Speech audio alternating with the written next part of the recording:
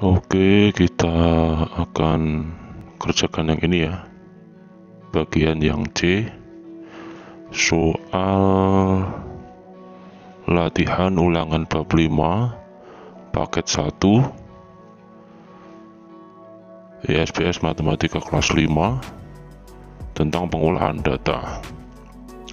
Yuk kita siapkan semuanya bukunya ya.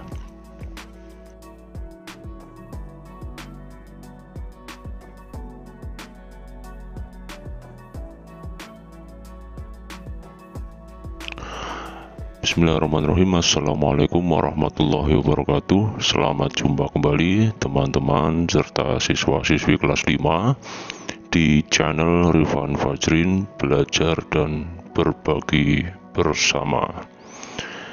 Kita berdoa dulu sebelum belajar supaya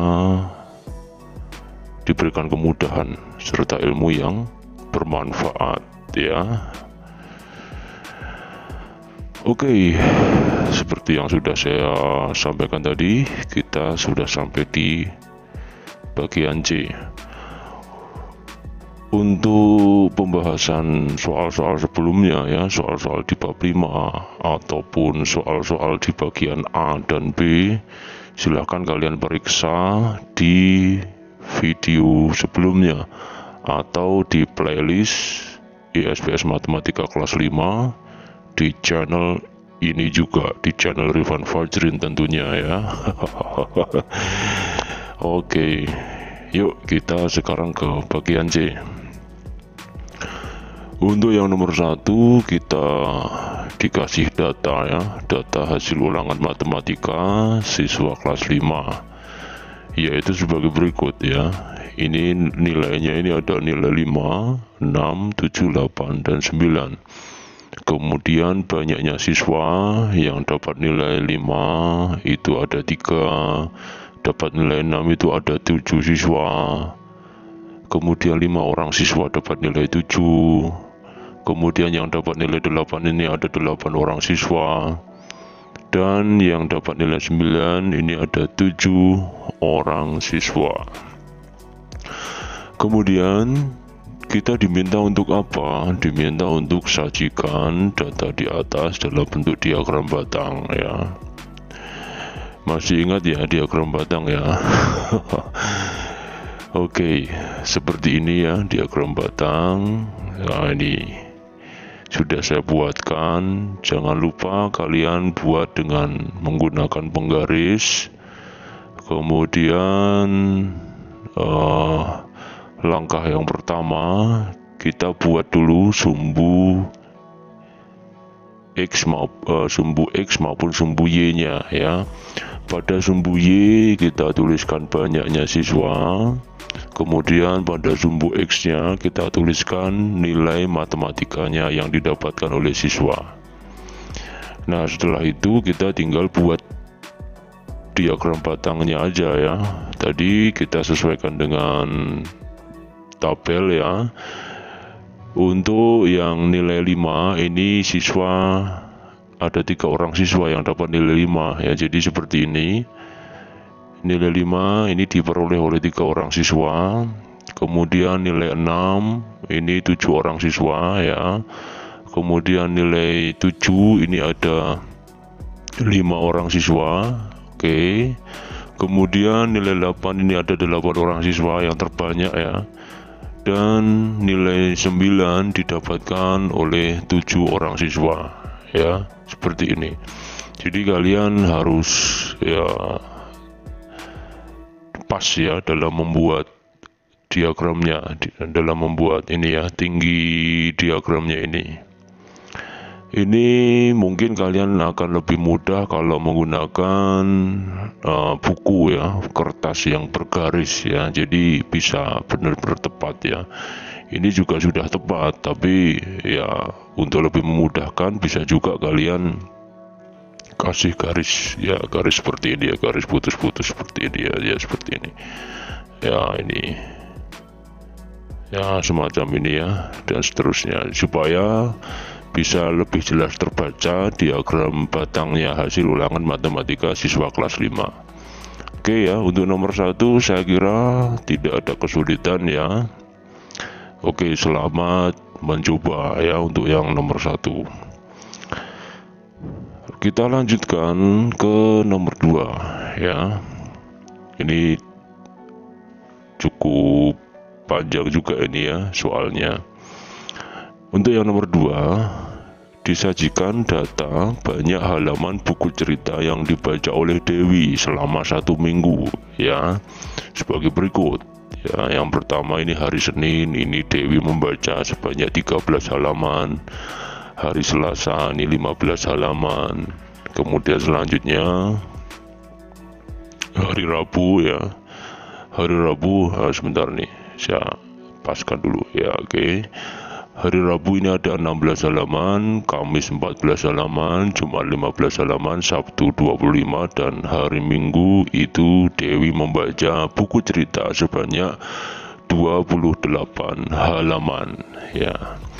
Kemudian kita ada 2 pertanyaan ya. Yang pertama, tentukan jumlah halaman buku cerita yang dibaca Dewi dalam seminggu.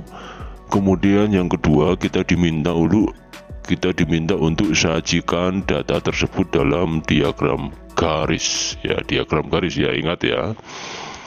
Oke, bagaimana cara penyelesaian untuk soal nomor 2 ini? Ya, sebagai berikut ya.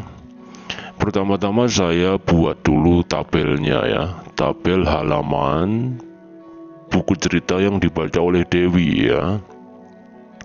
Kita tinggal masukkan aja ya. Ini cukup 2 kolom atau 3 kolom ya. Ini saya buat 3 kolom ini.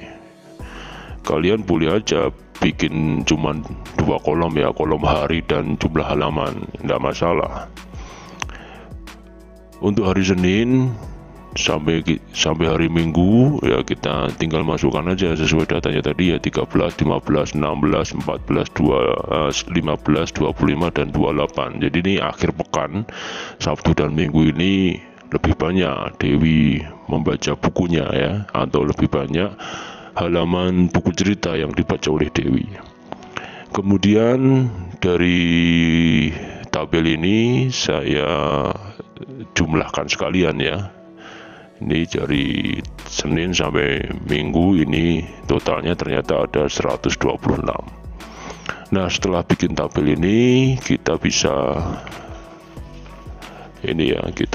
jawab pertanyaannya. Nah, ini untuk pertanyaan yang A, jumlah halaman buku cerita yang dibaca oleh Dewi dalam seminggu adalah totalnya tadi ya, yaitu sebanyak 126 halaman. Nah, ini 126 halaman. Untuk yang A sudah terjawab ya dari tabel tadi ya. Kemudian untuk yang B, sajikan data tersebut dalam diagram garis. Ya, ini. Jadi sekarang kita bikin diagram garisnya ya. Kalau yang nomor 1 tadi diagram batang, sekarang kita bikin diagram garis ya, halaman buku cerita yang dibaca oleh Dewi. Langkah-langkahnya sama ya, kita buat sumbu Y dan sumbu X nya ya. Untuk sumbu Y kita kasih keterangan jumlah halaman ya yang dibaca oleh Dewi ini ya. Kemudian untuk sumbu X-nya ini adalah harinya, nama-nama harinya dari hari Senin, Selasa, Rabu, Kamis hingga hari Minggu. Nah, setelah kita buat sumbu Y maupun sumbu X-nya, kita tinggal masukkan aja datanya ya. Senin tadi berapa? 13 halaman yang dibaca oleh Dewi ya. 13 halaman, maka posisinya di sini ya, antara 10 dan 15 ini di sini. Kemudian hari Selasa ini 15, kita kasih titik seperti ini. Kemudian hari Rabu 16, kita naik sedikit 1 halaman atau 1 tingkat. Kemudian hari Kamisnya ini 14 ya, turun ya. Kemudian hari Jumat ini ternyata sama dengan hari Selasa, yaitu 15 halaman. Hari Sabtu meningkat menjadi 25 halaman yang dibaca oleh Dewi, dan pada hari Minggu ini paling banyak ya jumlah halaman yang dibaca oleh Dewi, yaitu sebanyak 28 halaman.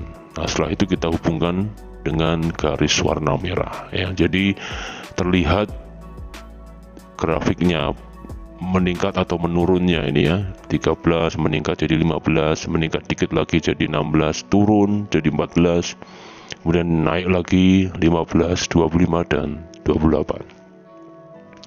Jadi seperti ini ya diagram garisnya halaman buku cerita yang dibaca oleh Dewi ya. Silahkan kalian buat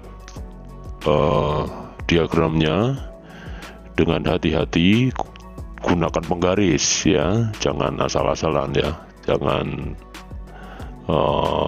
tanpa alat menggaris ya, nanti bisa miring atau meletot-meletot gitu ya. Oke, sekarang kita lanjutkan ke soal nomor 3 ya. Soal nomor 3 ini ada diagram batang ya. Berikut adalah diagram batang jumlah ekspor bawang merah dari sebuah perusahaan selama 6 bulan berturut-turut ya. Jadi kita baca dulu ya diagram batangnya ini. Jadi sebuah perusahaan bawang merah ya, ini berhasil mengekspor ya bawang merah selama 6 bulan. Di sini disajikan dalam bentuk diagram batang. Kita bisa lihat ya, untuk bulan Januari ini perusahaan tersebut bisa mengekspor 40 ton ya, 40 ton bawang merah. Kemudian untuk Februari ini naik ya, 60 ton yang berhasil diekspor. Kemudian yang bulan Maretnya ini ternyata turun ya, kemudian ini berarti turunnya berarti sejumlah ini berarti di angka 55 ya, di antara 50 dan di antara 60, berarti 55 ton. Kemudian pada bulan April ini meningkat ya, cukup tinggi ya, 70 ton. Kemudian di bulan Mei ini turun ya, turun banyak sekali ini, dari 70 menjadi 30 ton yang berhasil diekspor. Kemudian di bulan Juni ini naik lagi menjadi 45 ton ya, antara 40 dan 50 ya, jadi 45 ton. Oke, setelah kita baca diagram ini, kita bisa jawab pertanyaannya ya. Oke, sekarang pertanyaan pertama, pada bulan apa ekspor bawang terbanyak? Ya, ini tentu saja yang paling tinggi ya, pada bulan April ya. Ini ekspor bawang terbanyak terjadi pada bulan April, yaitu sebanyak 70 ton ya. Ini. Kemudian untuk pertanyaan yang B, pada bulan apa ekspor bawang mengalami penurunan paling banyak? Yang menurun ini dari bulan Februari ke Maret sama bulan April ke Mei ya, jadi ada 2 kali penurunan.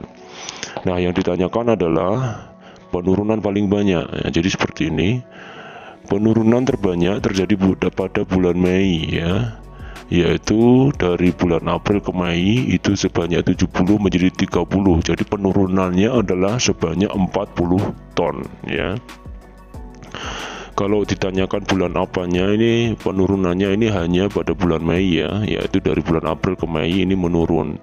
Tapi ini saya seperti biasa saya jelaskan ya, saya lengkapi dengan jumlahnya sekalian ya, jumlahnya dari 70 ke 30 yaitu 40 ton.